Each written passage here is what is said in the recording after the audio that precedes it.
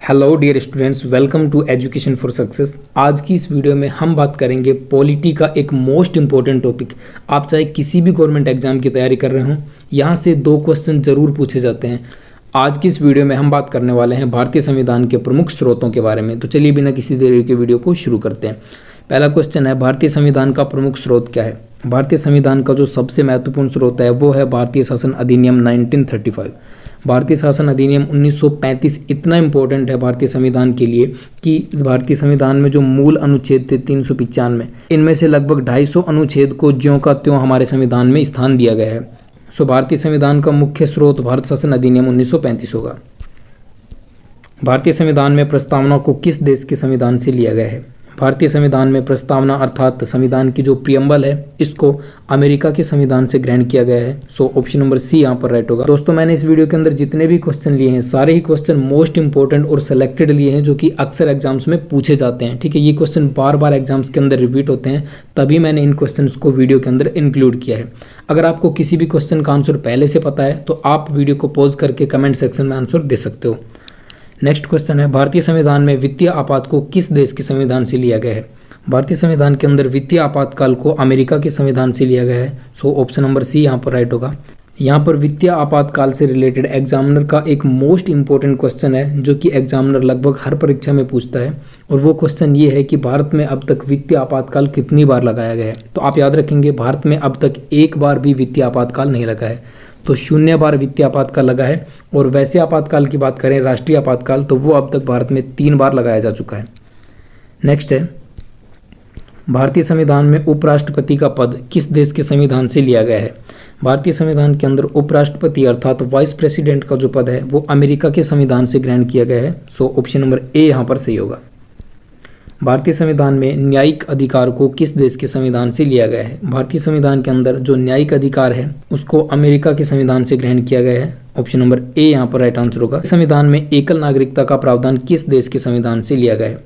देखो, इसका right answer Britain होगा, क्योंकि भारतीय संविधान में एकल नागरिकता जो है वो ब्रिटेन के संविधान से प्रभावित है। ब्रिटेन के संविधान से हमने एकल नागरिकता को ग्रहण किया है। इसका आंसर आप लोगों को अमेरिका बिल्कुल भी नहीं लगाना है, क्योंकि अमेरिका के अंदर दोहरी नागरिकता है। मतलब अमेरिका में कोई भी व्यक्ति जो है वो उस स्टेट का नागरिक भी होता है जिस स्टेट में वो निवास करता है, और अमेरिका का भी नागरिक होता है। लेकिन भारत में ऐसा नहीं है। भारत के अंदर प्रत्येक व्यक्ति केवल भारत का नागरिक होगा, वो उस स्पेसिफिक राज्य का नागरिक नहीं होगा जिसके अंदर वो निवास करता है। सो यहाँ पर एकल नागरिकता की अवधारणा जो है वो ब्रिटेन से ली गई है, ना कि अमेरिका से।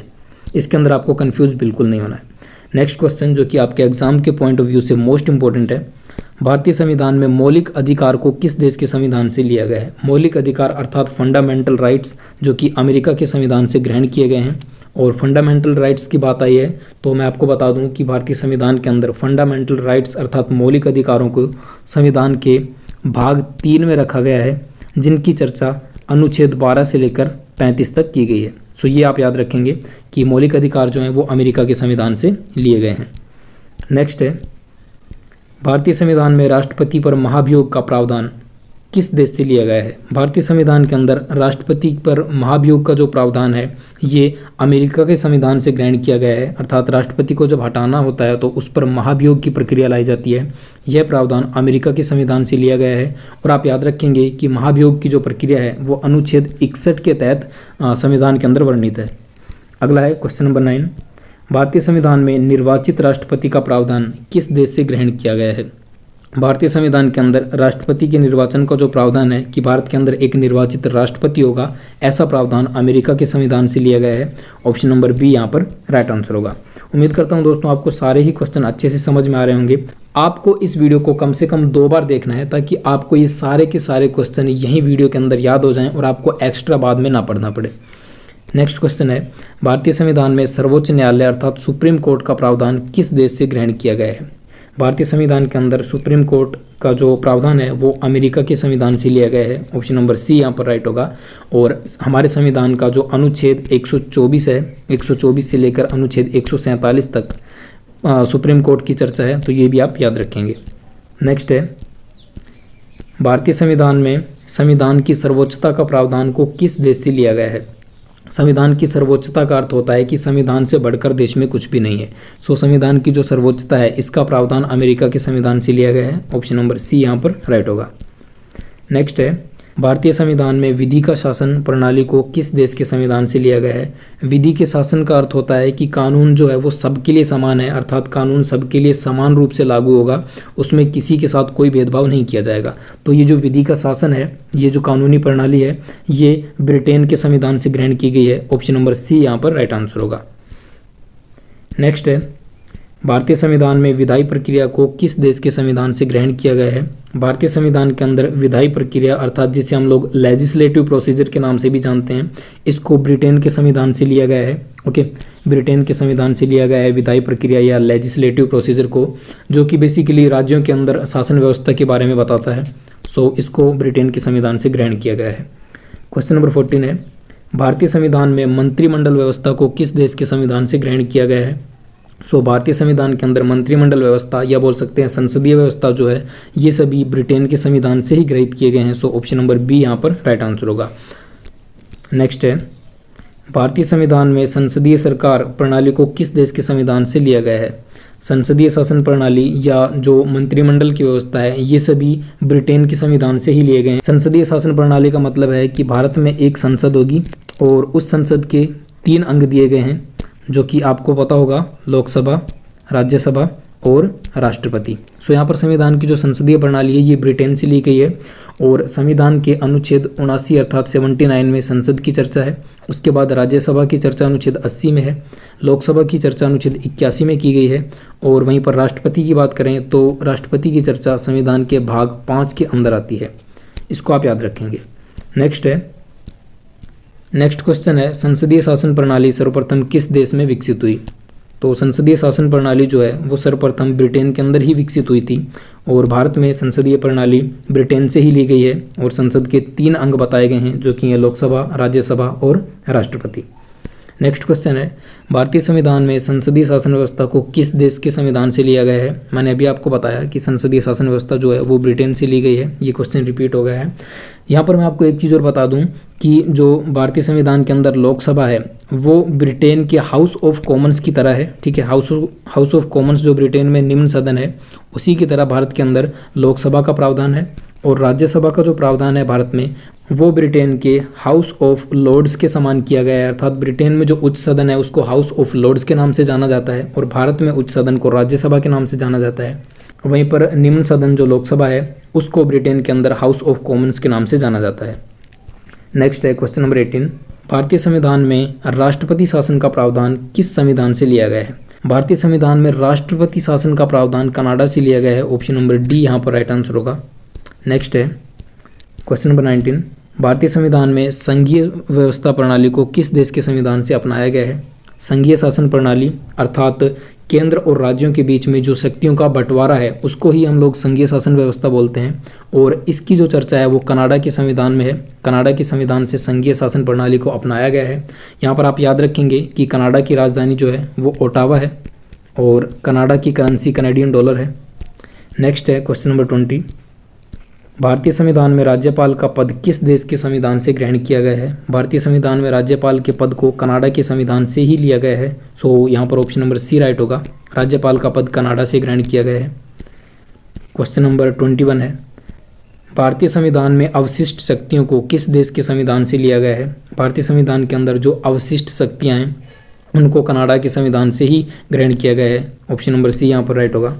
क्वेश्चन नंबर 22 है।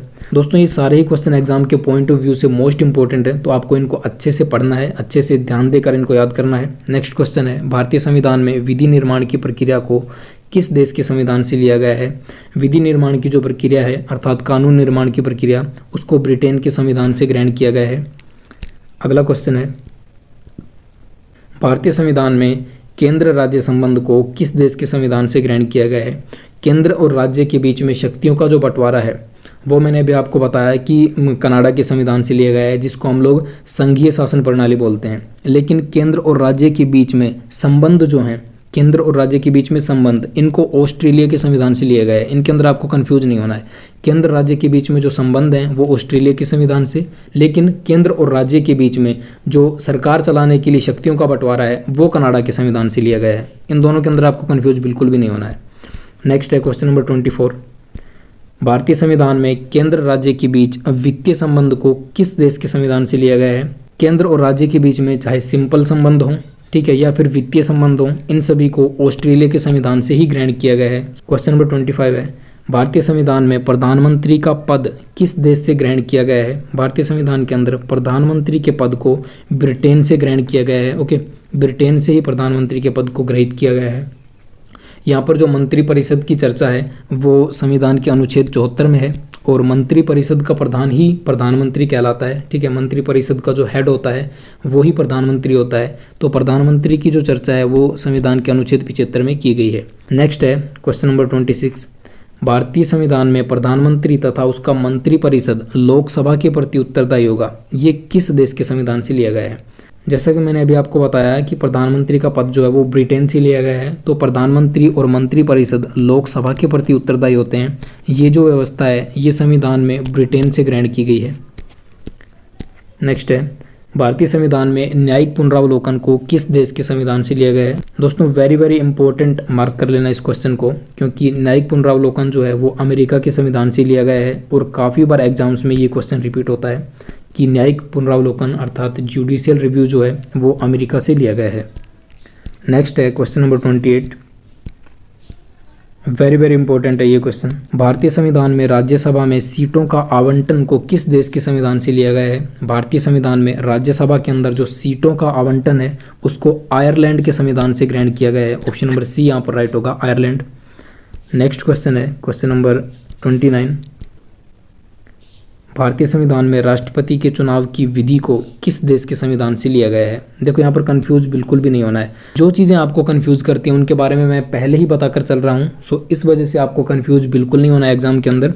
देखो यहाँ पर हमसे पूछा है कि राष्ट्रपति के चुनाव की जो विधि है अर्थात राष्ट्रपति के चुनाव की प्रक्रिया क्या होगी, इसके बारे में हमसे पूछा है। तो राष्ट्रपति के चुनाव की जो प्रक्रिया है, पूरी प्रक्रिया की कि राष्ट्रपति का चुनाव किस तरह से होता है, इसकी चर्चा आयरलैंड के संविधान से हमने ग्रहण की है। ओके, ये चीज़ हमने ग्रहण की है आयरलैंड के संविधान से। लेकिन अगर हमसे ये पूछता है कि राष्ट्रपति के पद को कहाँ से ग्रहण किया गया है, तो राष्ट्रपति का पद अर्थात भारत में एक निर्वाचित राष्ट्रपति होगा, इस बात की चर्चा अमेरिका से की गई है। लेकिन जो राष्ट्रपति के चुनाव की पूरी प्रक्रिया है इसको आयरलैंड से ग्रहण किया है। सो इस चीज़ को आप याद रखेंगे, वेरी वेरी इंपॉर्टेंट है ये। एग्जामिनर आपको यहीं घुमाने की कोशिश करता है और आप वहाँ पर कन्फ्यूज हो जाते हो। नेक्स्ट है क्वेश्चन नंबर 30, भारतीय संविधान में राज्यसभा में मनोनयन को अर्थात राज्यसभा के अंदर जो सदस्यों का मनोनयन है उसको किस देश के संविधान से लिया गया है? भारतीय संविधान में राज्यसभा के अंदर जो राष्ट्रपति 12 सदस्यों को मनोनीत करते हैं अपनी तरफ से, इसका प्रावधान जो है आयरलैंड के संविधान से ही लिया गया है। सो ऑप्शन नंबर डी यहाँ पर राइट होगा। राष्ट्रपति द्वारा राज्यसभा में सदस्यों के मनोनयन का जो प्रावधान है वो आयरलैंड के संविधान से गृहीत है। क्वेश्चन नंबर 31 है, भारतीय संविधान में कानून द्वारा स्थापित प्रक्रिया को किस देश के संविधान से लिया गया है? वेरी वेरी इंपॉर्टेंट क्वेश्चन है ये क्वेश्चन एग्जामिनर के लिए मोस्ट फेवरेट है क्योंकि बार बार इस क्वेश्चन को पूछता है। और ये क्वेश्चन इस दृष्टि से भी इम्पोर्टेंट है क्योंकि जापान के संविधान से हमने बहुत कम चीज़ों को ग्रहण किया है। सो ये क्वेश्चन वैसे ही मोस्ट इंपॉर्टेंट हो जाता है कि भारतीय संविधान में कानून द्वारा स्थापित प्रक्रिया अर्थात कानून में जो शब्दावली लिखी गई है और उसकी जो प्रक्रिया है उसको हमने जापान से ग्रहण किया है। ये very very most important question है। नेक्स्ट है क्वेश्चन नंबर 32, भारतीय संविधान में लोकतंत्रात्मक गणराज्य का प्रावधान किस देश से लिया गया है? भारतीय संविधान के अंदर लोकतंत्रात्मक गणराज्य की जो व्यवस्था है वो फ्रांस के संविधान से ली गई है। ऑप्शन नंबर ए यहाँ पर राइट होगा। फ्रांस की राजधानी पेरिस है और इसकी करेंसी की बात करें तो फ्रांस की जो करेंसी है वो यूरो है। नेक्स्ट क्वेश्चन है, भारतीय संविधान में आपातकाल के समय मूल अधिकार समाप्त होना किस देश के संविधान से लिया गया है? आपातकाल की जो व्यवस्था है वो आपको पता है कि जर्मनी के संविधान से ली गई है। तो आपातकाल के समय मूल अधिकारों का जो निलंबन है, मूल अधिकारों को जो स्थगित किया जाना है वो भी जर्मनी के संविधान से ही ग्रहण किया गया है। तो ऑप्शन नंबर सी यहाँ पर राइट होगा। जर्मनी की राजधानी बर्लिन है। ओके, जर्मनी की राजधानी क्या है? बर्लिन है और इसकी करेंसी भी यूरो है। नेक्स्ट क्वेश्चन है, दुनिया का सबसे बड़ा संविधान किस देश का है? यहाँ पर दुनिया का सबसे बड़ा लिखित संविधान की बात की गई है, तो आप कमेंट सेक्शन के अंदर बताओ कि दुनिया का सबसे बड़ा लिखित संविधान किस देश का है। नेक्स्ट है क्वेश्चन नंबर 35, भारतीय संविधान में संयुक्त अधिवेशन को किस देश के संविधान से ग्रहण किया गया है? संयुक्त अधिवेशन का अर्थ है कि जब लोकसभा और राज्यसभा, ओके, लोकसभा प्लस राज्यसभा दोनों का अधिवेशन एक साथ जब बुलाया जाता है तो उसको संयुक्त सत्र या संयुक्त अधिवेशन के नाम से बोला जाता है। और ये वाला जो प्रावधान है ये ऑस्ट्रेलिया के संविधान से ग्रहण किया गया है। वेरी वेरी मोस्ट इंपॉर्टेंट है ये क्वेश्चन। नेक्स्ट है क्वेश्चन नंबर 36। भारतीय संविधान में पंचवर्षीय योजना को किस देश के संविधान से लिया गया है? पंचवर्षीय योजना का जो प्रावधान है वो रूस के संविधान से लिया गया है। मोस्ट इंपॉर्टेंट क्वेश्चन है ये आपके एग्जाम के लिए। और रूस के संविधान से जो पंचवर्षीय योजना है इनको अपनाया गया है और इनको हैरोडोमर मॉडल के आधार पर अपनाया गया। ओके, हैरोडोमर मॉडल, इसके आधार पर पंचवर्षीय योजनाओं को ग्रहण किया गया था। नेक्स्ट क्वेश्चन है, भारतीय संविधान में न्यायपालिका की व्यवस्था को कहाँ से लिया गया है? भारतीय संविधान के अंदर जो न्यायपालिका की व्यवस्था है उसको 1935 के अधिनियम से अर्थात भारत शासन अधिनियम 1935 से ग्रहण किया गया है। तो यहाँ पर ऑप्शन नंबर ए राइट होगा। अगला क्वेश्चन है, भारतीय संविधान में प्रस्तावना की भाषा को किस देश के संविधान से लिया गया है? ये क्वेश्चन कंफ्यूजिंग हो सकता है, ठीक है, इसलिए इसको आप जरूर याद रखना कि भारतीय संविधान की जो प्रस्तावना है वो तो अमेरिका से ली गई है, लेकिन प्रस्तावना की जो भाषा है, अब आपको लगता होगा कि प्रस्तावना अगर अमेरिका से ली गई है तो प्रस्तावना की भाषा भी अमेरिका से ली गई होगी, लेकिन ऐसा नहीं है। भारतीय संविधान में जो प्रस्तावना है वो तो अमेरिका से ली गई है, लेकिन प्रस्तावना की जो भाषा है वो ऑस्ट्रेलिया से ग्रहण की गई है। सो ऑप्शन नंबर ए यहाँ पर सही होगा। अगला क्वेश्चन है, भारतीय संविधान में राज्य के नीति निर्देशक सिद्धांत को किस देश के संविधान से लिया गया है? वेरी वेरी इंपॉर्टेंट क्वेश्चन है ये। राज्य के नीति निर्देशक सिद्धांत अर्थात directive principles of state policy, जिसको DPSP के नाम से भी जानते हैं, ठीक है, ये होते हैं नीति निर्देशक तत्व। इनको आयरलैंड के संविधान से ग्रहण किया गया है। सो ऑप्शन नंबर ए यहाँ पर सही होगा। नीति निर्देशक तत्व जो हैं इनकी जो चर्चा है वो संविधान के भाग 4 के अंदर की गई है। संविधान के भाग 4 में अनुच्छेद 36 से लेकर और 51 तक नीति निर्देशक तत्वों की चर्चा है। अगला क्वेश्चन है, भारतीय संविधान में नियंत्रक एवं महालेखा परीक्षक, जिसे हम लोग कंट्रोलर एंड ऑडिटर जनरल अर्थात कैग के नाम से जानते हैं, उसका प्रावधान कहाँ से लिया गया है? भारतीय संविधान के अंदर नियंत्रक एवं महालेखा परीक्षक का जो प्रावधान है वो भारत शासन अधिनियम 1935 से ग्रहण किया गया है। ऑप्शन नंबर ए यहाँ पर राइट होगा। वेरी वेरी इंपॉर्टेंट क्वेश्चन है ये आपके एग्जाम के लिए। नेक्स्ट है, भारतीय संविधान में मौलिक कर्तव्यों को किस देश के संविधान से लिया गया है? वेरी वेरी इंपॉर्टेंट अगेन, भारतीय संविधान में मौलिक कर्तव्यों को रूस के संविधान से ग्रहण किया गया है। और एक बात आपको यहाँ पर याद रखनी है कि जब संविधान को बनाया गया था उस समय मूल कर्तव्य शामिल नहीं थे, ठीक है, मूल संविधान के अंदर मूल कर्तव्यों को शामिल नहीं किया गया था। लेकिन बाद में स्वर्ण सिंह समिति की अनुशंसा के आधार पर 42वें संविधान संशोधन के द्वारा, ठीक है, 1976 के अंदर मौलिक कर्तव्यों को देश के संविधान में स्थान दिया गया और मौलिक कर्तव्यों को भाग 4 के सब क्लोज कै में रखा गया है और इनको अनुच्छेद 51 कै के तहत संविधान में ऐड किया गया है। सो ये आप याद रखेंगे। अगला क्वेश्चन है, भारतीय संविधान में समवर्ती सूची को किस देश के संविधान से लिया गया है? भारतीय संविधान में समवर्ती सूची को ऑस्ट्रेलिया के संविधान से ग्रहण किया गया है। समवर्ती सूची का अर्थ होता है एक ऐसी सूची जिस पर राज्य सरकार और केंद्र सरकार दोनों सरकारें कानून बना सकती हैं संयुक्त रूप से, उसको समवर्ती सूची बोलते हैं और इसका प्रावधान ऑस्ट्रेलिया के संविधान से ग्रहण किया गया है। अगला क्वेश्चन है, भारतीय संविधान में द्विसदनात्मक सदन की प्रणाली को किस देश के संविधान से लिया गया है? भारत में द्विसदनात्मक जो संसदीय प्रणाली है अर्थात भारत की संसद में 2 सदन है, एक तो है लोकसभा, दूसरा है राज्यसभा, ठीक है, इनको कहाँ से लिया गया है? ब्रिटेन के संविधान से, ठीक है, ये आपको पता होना चाहिए। नेक्स्ट है क्वेश्चन नंबर 44, भारतीय संविधान में संविधान संशोधन की प्रक्रिया को किस देश के संविधान से लिया गया है? अगेन आपके एग्जाम के लिए वेरी वेरी इंपॉर्टेंट है ये क्वेश्चन। भारतीय संविधान में जो संविधान संशोधन की प्रक्रिया है इसको दक्षिण अफ्रीका के संविधान से ग्रहण किया गया है। ओके, और संविधान संशोधन की प्रक्रिया से ही हमें पता चलता है कि हमारा संविधान जो है वो लचीले प्रकृति का है, क्योंकि इसमें संविधान के अंदर संशोधन किए जा सकते हैं। सो ये जो प्रावधान है ये दक्षिण अफ्रीका के संविधान से ग्रहण किया गया है। नेक्स्ट है, और आज की वीडियो का ये लास्ट क्वेश्चन होने वाला है, भारतीय संविधान में आपातकाल के सिद्धांत को किस देश के संविधान से लिया गया है? भारतीय संविधान के अंदर आपातकाल का जो सिद्धांत है वो जर्मनी के संविधान से ग्रहण किया गया है। यहाँ पर हम बात करें कि संविधान के अंदर कितने प्रकार के आपातकालों की चर्चा है, तो संविधान में टोटल 3 प्रकार के आपातकाल की चर्चा है। संविधान के अनुच्छेद 352 के अंदर राष्ट्रीय आपातकाल की चर्चा है, वहीं पर 356 के अंदर राज्य आपातकाल की चर्चा है, जिसको हम लोग राष्ट्रपति शासन के नाम से भी जानते हैं। और अनुच्छेद 360 के अंदर वित्तीय आपातकाल की चर्चा है। तो इस तरह से आप तीनों आपातकालों को याद रख सकते हैं। और ये जो आपातकाल हैं ये जर्मनी के संविधान से ग्रहण किए गए हैं। सो दोस्तों, ये थी हमारी वीडियो भारत के संविधान के स्रोतों के बारे में। उम्मीद करता हूँ आपको सारे ही क्वेश्चन अच्छे से समझ में आए होंगे। अगर ऐसा है तो आप वीडियो को लाइक और शेयर कर सकते हो। और ऐसी ही एजुकेशनल वीडियोस के लिए चैनल को सब्सक्राइब करके नोटिफिकेशन बेल को ऑन कर लेना, ताकि हम जब भी वीडियोस अपलोड करें उसका नोटिफिकेशन आप तक पहुंच पाए। आज के लिए इतना ही दोस्तों, मिलेंगे नेक्स्ट वीडियो में। तब तक के लिए वंदे मातरम, जय हिंद एंड बाय।